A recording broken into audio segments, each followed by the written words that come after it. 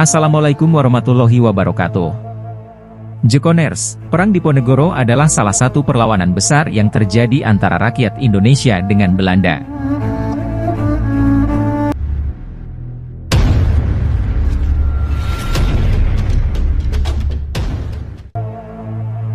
Perang sepanjang tahun 1825 hingga 1830 atau 5 tahun ini, disebut-sebut sebagai perang yang mampir membuat Belanda bangkrut.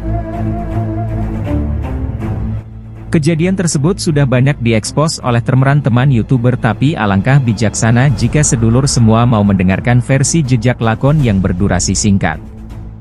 Perang Diponegoro disebut juga Perang Jawa.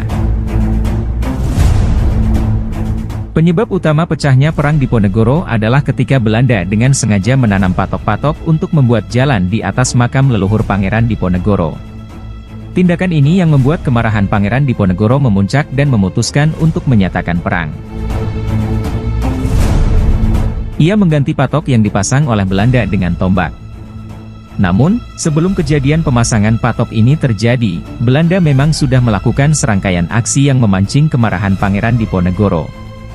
Memasuki abad ke-19, kondisi di Surakarta dan Yogyakarta semakin memprihatinkan karena tindakan Belanda terhadap pemerintah lokal yang acap kali memperburuk perselisihan internal kerajaan. Selain itu, dominasi Belanda juga membuat rakyat Indonesia menderita karena dijadikan sebagai objek pemasaran.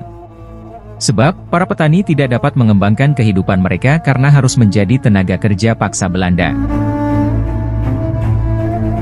Tidak berhenti di situ, beban rakyat Indonesia semakin berat karena mereka diwajibkan untuk membayar berbagai macam pajak. Melihat penderitaan rakyat pribumi saat itu, Pangeran Diponegoro merasa sakit hati dan marah kepada Belanda. Perang Diponegoro dimulai pada 20 Juli 1825, saat pasukan Belanda datang ke Tegalrejo untuk menangkap Diponegoro. Namun ia berhasil lolos. Setelah 3 minggu berlalu, pasukan Diponegoro berhasil menduduki Keraton Yogyakarta. Keberhasilan ini kemudian disusul dengan kemenangan di beberapa daerah pada tahun-tahun awal Perang Diponegoro terjadi.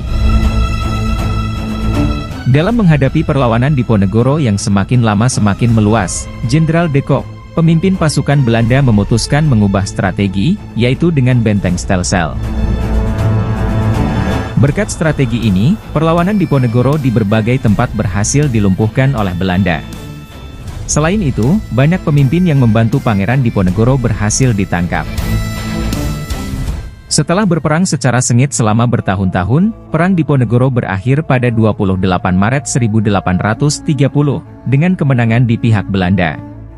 Pangeran Diponegoro berhasil ditangkap dan diasingkan ke Makassar hingga akhir hidupnya.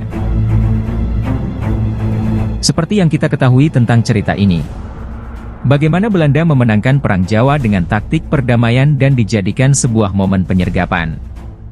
Semoga video ini bisa menambah wawasan dan menghibur Jekoners. Wassalamualaikum warahmatullahi wabarakatuh.